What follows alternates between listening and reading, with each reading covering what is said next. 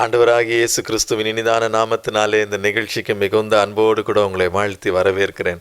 இன்றைய நம்முடைய தியானத்திற்கென்று தெரிந்தெடுக்கப்பட்ட வேத வசனம் சங்கீதங்களின் புஸ்தகம் 136 அதிகாரம் அதனுடைய 23 வசனம்.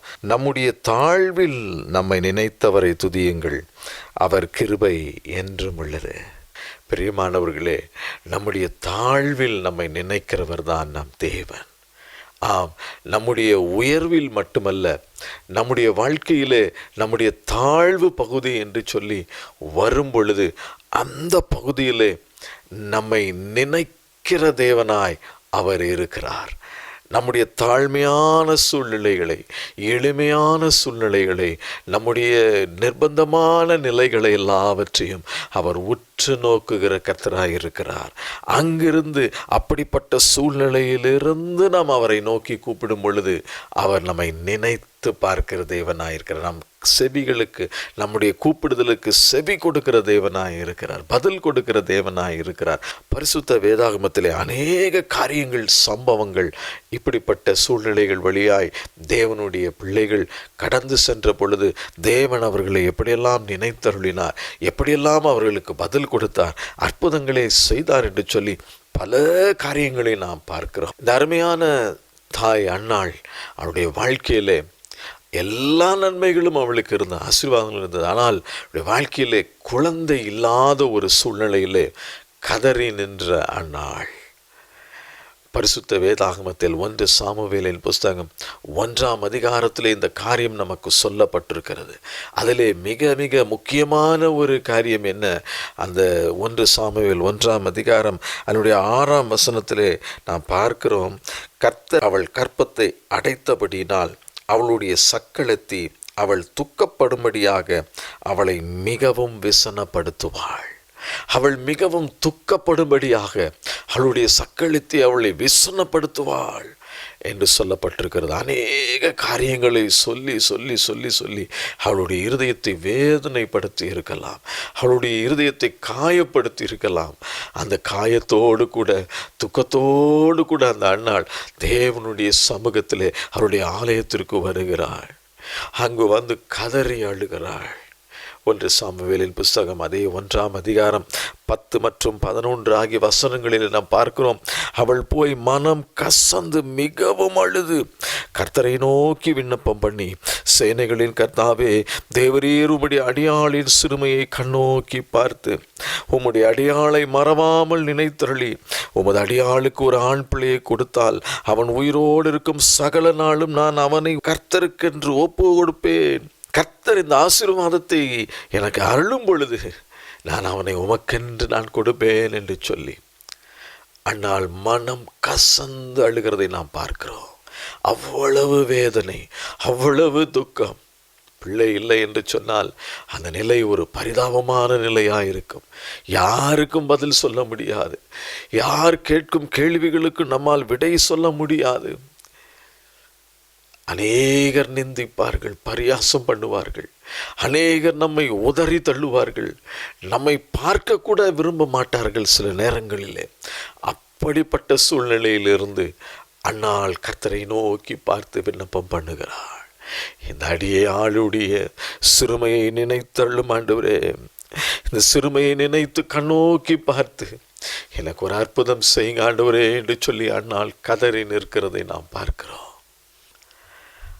ஆண்டவர் அந்த தாழ்மையின் கண்ணீரை பார்த்து ஆண்டவர் அன்னாளுக்கு மனம் இறங்கினதை நாம் பார்க்கிறோம்.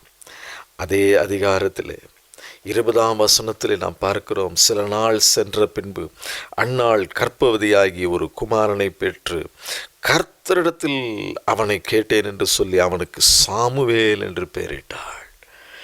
ஆம்பிரியமானவர்கள், நம்முடைய ஆண்டவர் நம்முடைய தாழ்வில் நம்மை நினைக்கிற தேவன், நம்முடைய தாழ்வில் நம்மை நினைக்கிற கர்த்தர் அவர்.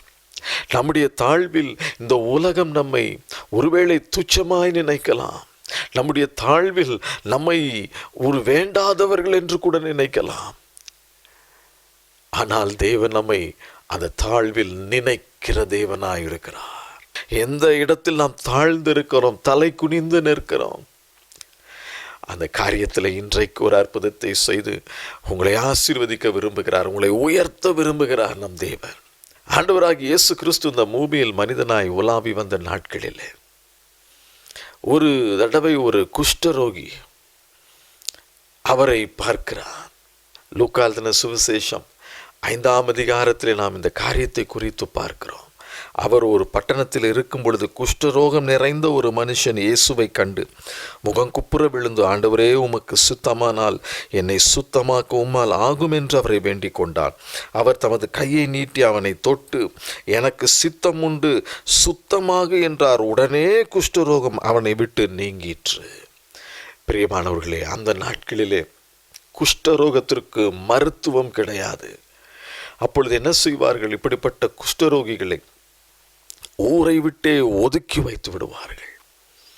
அப்படிப்பட்ட ஒதுக்கப்பட்ட நிலையில் இருந்த ஒரு மனிதனை அவன் ஆண்டவரை நோக்கி பார்க்கிறான், இயேசுவை நோக்கி பார்க்கிறான். இயேசு அங்கு இருக்கிறார் என்று கேள்விப்பட்ட பொழுது அவரை நோக்கி பார்த்து அவரிடத்தில் ஒரு இரக்கத்திற்காய் கெஞ்சி கேட்கிறார்.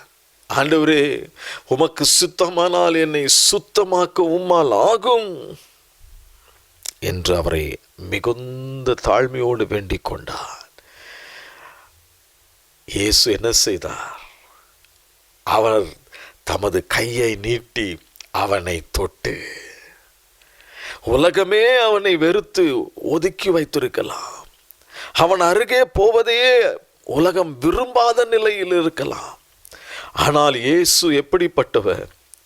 அவனுடைய தாழ்வில் அவனை நினைக்கிறவர்.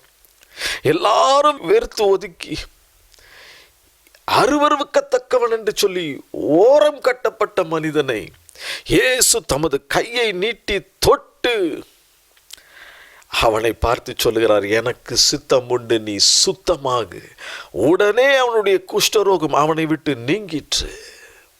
ஆம் பிரியமானவர்களே, அவர் நம்முடைய தாழ்வில் நம்மை நினைக்கிற தேவன். நம்முடைய தாழ்வில் நம்மை நினைக்கிற தேவன். உலகம் நம்மை அருவருப்பாய் பார்த்திருக்கலாம், நம்மை ஏளனமாய் நினைத்திருக்கலாம், பேசியிருக்கலாம். ஆனால் அந்த தாழ்மையான நிலையில் இருந்த நம்மை நினைக்கிறவர் நம் தேவன். ஐயோ, என் மகன், என் மகள் என்று சொல்லி நம் அருகே வருவார். நம்முடைய பிரச்சனைகளில் இருந்து நம்மை விலக்கி விடுவிக்கிற தேவனாய் இருக்கிறார். நம்மை தூக்கி எடுக்கிற தேவனாய் இருக்கிறார். நமக்கு அற்புதங்களை செய்கிற தேவனாய் இருக்கிறார். நம்மை சுகமாக்குகிற தேவனாய் இருக்கிறார். லூக்கா எழுதின சுவிசேஷம் 18ஆம் அதிகாரத்திலே திரளான ஜனங்களோடு ஆண்டவராகிய இயேசு கிறிஸ்து நடந்து சென்று கொண்டிருக்கும் பொழுது எரிகோ என்ற இடத்திற்கு சமீபமாய் வரும் பொழுது ஒரு குருடன் வழி அருகே உட்கார்ந்து பேச்சை கேட்டுக்கொண்டு இருந்தான். ஜனங்கள் நடக்கிற சத்தத்தை கேட்டு இது என்ன என்று அவன் விசாரித்தான். நசரேயனாகி இயேசு போகிறார் என்று அவனுக்கு அறிவித்தார்கள். அப்பொழுது அவன், இயேசுவே, தாவீதின் குமாரனே, எனக்கு இரங்கும் என்று கூப்பிட்டான். முன் நடப்பவர்களும் பின் நடப்பவர்களும் அவனை பேசாமல் இருக்கும்படி அதட்டினார்கள். அவனோ, தாவீதின் குமாரனே, எனக்கு இரங்கும் என்று மிகவும் அதிகமாய் கூப்பிட்டான். அப்பொழுது அந்த சத்தம் இயேசுவின் காதுகளிலே கேட்ட மாத்திரத்திலே அவர் நின்றார். இயேசு நின்றார். ஒரு பெரிய கூட்டம் அவருக்கு முன்பாக ஓடிக்கொண்டிருக்கிறது. ஆனாலும் ஒரு வழி அருகே உட்கார்ந்து ஒரு குருடன் பிச்சை கேட்டுக்கொண்டிருக்கிறான். அவன் கூப்பிடுகிறான், இயேசுவே, தாவீதின் குமாரனே என்று சொல்லி கூப்பிட்ட பொழுது அந்த குரல் அவர் காதிலே ஒலித்த பொழுது உடனே நின்றார். இயேசு நின்று அவனை தம்மிடத்தில் கொண்டு வரும்படி சொன்னார். அவன் கிட்ட வந்தபோது அவர் அவனை நோக்கி, நான் உனக்கு என்ன செய்ய வேண்டும் என்று கேட்டார். அதற்கு அவன், ஆண்டவரே, நான் பார்வையடைய வேண்டும், நான் பார்வை அடைய வேண்டும், நான் குருடனாய் இருக்கிறேனே, பிச்சை எடுத்துக்கொண்டு இருக்கிறேன், எனக்கு ஒரு நல்ல பார்வை கிடைக்க வேண்டும் என்று சொல்லி ஆண்டவரை பார்த்து கேட்கிறான். உடனே ஆண்டவர் ஒரு அற்புதத்தை செய்து அவன் கண்களை திறக்கிறார். அவன் பார்வை அடைந்தான். தாழ்வில் நம்மை நினைக்கிற ஆண்டவர், சிறுமைப்பட்டவன், வசதி வாய்ப்பு இல்லாதவன், ஒரு ஏழை, ஒரு பிச்சைக்காரன் என்று சொல்லி அப்படியே போட்டுவிட்டு ஓடிவிடாமல் அவனுடைய குரலை கேட்டு நின்று அவனுடைய தேவையை அறிந்து அவனுக்கு ஒரு அற்புதத்தை செய்து அவனை வாழ வைத்த தேவன் அவர். நம்முடைய தாழ்வில் நம்மை நினைத்தவரை துதியுங்கள். நம்முடைய தாழ்வில் நம்மை நினைத்தவரை துதியுங்கள். அவர் கிருபை என்றும் உள்ளது. அவர் கிருபை என்றும் உள்ளது. இயேசுவின் தாயாராகிய மரியாள் லூக்கா சுவிசேஷம் 1:48 இப்படியாய் சொல்லுகிறார்கள், அவர் தம்முடைய அடிமையின் தாழ்மையை நோக்கி பார்த்தார். இயேசு கிறிஸ்து நினைத்திருந்தால் ஒரு ராஜகுமாரனாக இந்த பூமியில வந்து பிறந்திருக்கலாம் மனிதனாக. ஆனால் அவர் ஒரு ஏழை தச்சனுடைய வீட்டிலே வந்து பிறந்தார். ஆகவே இயேசுவின் தாய் மரியாள் சொல்லுகிறார்கள், அவர் தம்முடைய அடிமையின் தாழ்மையை நோக்கி பார்த்தார். தாழ்வில் நம்மை நினைக்கிற தேவன் அவர். அதே அதிகாரம் அடுத்த வசனம் லூக்கா 1:49 மரியாள் சொல்லுகிற, வல்லமையுடையவர் மகிமையானவைகளை எனக்கு செய்தார். வல்லமையுடையவர் மகிமையானவைகளை எனக்கு செய்தார். தாழ்மையில் நம்மை நினைத்து பார்க்கிறதும் அல்லாமல் அவ்வளோ வல்லமையுள்ள தேவன் மகிமையான காரியங்களை நமக்கு செய்கிற தேவனாயும் இருக்கிறார்.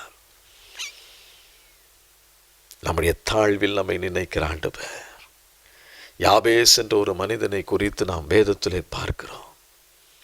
1 நாளாகமங்களின் புஸ்தகம் 4ஆம் அதிகாரம் அதனுடைய 10ஆம் வசனத்திலே நாம் பார்க்கிறோம். 1 நாளாகமம் 4:10 யாபேஸ் இஸ்ரவேலின் தேவனை நோக்கி ஏறெடுத்த ஒரு ஜெபம். என்ன சொல்லுகிறார்? தேவரீர் என்னை ஆசீர்வதித்து, தேவரீர் என்னை ஆசீர்வதித்து என் எல்லைகளை பெரிதாக்கும். உமது கரம் என்னோடு கூட இருந்து தீங்கு என்னை துக்கப்படுத்தாதபடிக்கு அதற்கு என்னை விலக்கி காத்தருளும் என்று வேண்டிக் கொண்டான். அவன் வேண்டிக் கொண்டதை தேவன் அவனுக்கு அருளினார் என்று சொல்லி நாம் பார்க்கிறோம்.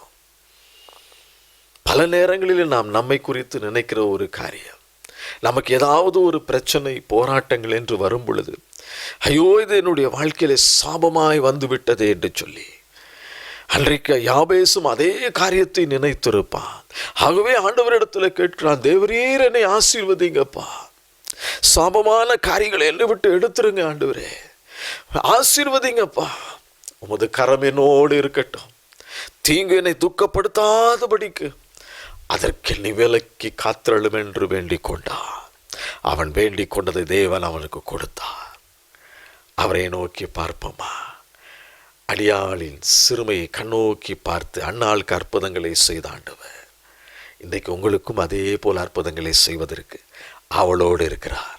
ஆண்டவரை நோக்கி பார்ப்போம். தகப்பனே, செய்தி கேட்டமுடைய பிள்ளைகள் என்னென்ன காரியங்களிலே தாழ்ச்சி அடைந்து ஓடிக்கொண்டிருக்கிறார்களோ, இந்த காரியத்தில் நான் தாழ்ந்து போயிருக்கிறேன், என்னுடைய பொருளாதாரத்திலே தாழ்ந்து போயிருக்கிறேன், சரீர சுகத்திலே குறைவுபட்டிருக்கிறேன், என்னென்ன காரியங்களை நினைக்கிறார்களோ அந்த காரியங்கள் எல்லாவற்றிலிருந்து நம்முடைய பிள்ளைகளுக்கு ஒரு விடுதலை சுகத்தை கர்த்தர் கட்டளையிடுவீராக. ஆண்டவரே, அவர்கள் தாழ்வில் இருந்து அவர்களை தூக்கி எடுப்பீராக. அன்றைக்கு அன்னாளை ஆசீர்வதித்தீங்கப்பா, அதே போல எனக்கும் ஒரு பிள்ளை வேண்டுமே. அன்றைக்கு அன்னாளுக்கு இறங்கின தேவன் யார் யார் அப்படிப்பட்ட இரக்கத்தை ஆசீர்வாதத்தை உம்மிடத்தில் கேட்கிறார்களோ அப்படிப்பட்ட கிருபைகளை நம்முடைய பிள்ளைகளுக்கு இன்றைக்கு தாரும் ஆண்டவரே. இன்றைக்கே ஒரு அற்புதம் நடக்கட்டும், வாழ்க்கையில் அவர்கள் கற்பங்கள் திறக்கப்படட்டும். இயேசுவின் நாமத்தில் அதிசயங்களை காண்பார்களாக, அற்புதங்களை பெற்றுக்கொள்வார்களாக. நீர் அதை செய்கிறதற்காக நன்றி. ஒவ்வொருவரையும் ஆசீர்வதியும் ஆண்டவரே. எல்லா தாழ்வில் இருந்து நம்முடைய பிள்ளைகளை தூக்கி எடுப்பீராக. நீர் அப்படியே செய்கிறதற்காக உமக்கு நன்றி. ஒவ்வொருவர் மீது நம்முடைய கிருபை, ஆசீர்வாதம், சமாதானம் இருக்கட்டும். இயேசுவின் நாமத்தில் கேட்கிறேன் பிதாவே, ஆமென். கர்த்தர் தாமே உங்களை ஆசீர்வதிப்பாராக. ஆமென்.